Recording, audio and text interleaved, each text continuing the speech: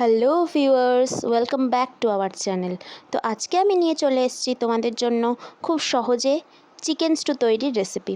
তো প্রথমেই দেখো, আমি যেভাবে দেখাচ্ছি তোমরা সেভাবেই জিনিসগুলো কেটে নেবে।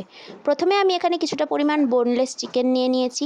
তারপরে আমি লঙ্কাটাকে একটু কুচি করে নিয়েছি, কিছুটা পরিমাণ রসুন কুচি নিয়েছি, কিছুটা গাজরকে ছোট ছোট করে কেটে নিয়েছি এবং কিছুটা পরিমাণে পেঁয়াজ কুচি নিয়েছি। তারপরে দেখো, সেই চিকেনটাকে প্রথমে নুন আর সামান্য পরিমাণ হলুদ দিয়ে তোমরা ম্যারিনেট করে নেবে।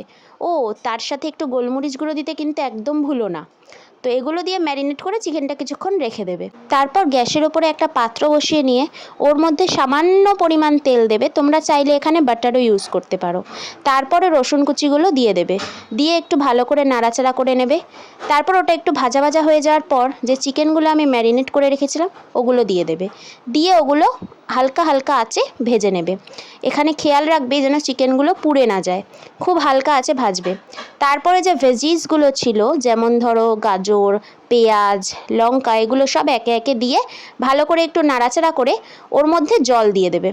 অন্যদিকে একটা বাটিতে আমি কিছুটা পরিমাণ কর্নফ্লাওয়ার আর জল নিয়ে সেটাকে গুলে রেখেছি। তারপরে ওই স্যুপটার মধ্যে তোমরা কিছুটা পরিমাণ সোয়া সস অ্যাড করে দেবে এবং তারপরে যে কর্নফ্লাওয়ার জলটা আমি রেখে দিয়েছিলাম ওটাকে দিয়ে দেবে এবং তারপর সামান্য পরিমাণ গোলমরিচ গুঁড়ো দিয়ে ওটাকে চাপা দিয়ে একটু ফোটার জন্য ছেড়ে দেবে, যাতে ভেজিসগুলো খুব ভালো করে সিদ্ধ হয় এবং মাংসটাও যাতে খুব ভালো করে সিদ্ধ হয়।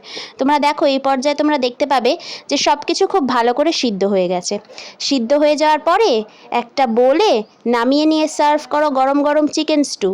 রেসিপিটা যদি ভালো লাগে তাহলে লাইক, কমেন্ট আর শেয়ার করতে কিন্তু একদমই ভুলো না, আর আমাদের চ্যানেলটা অবশ্যই সাবস্ক্রাইব করে নিও। টাটা।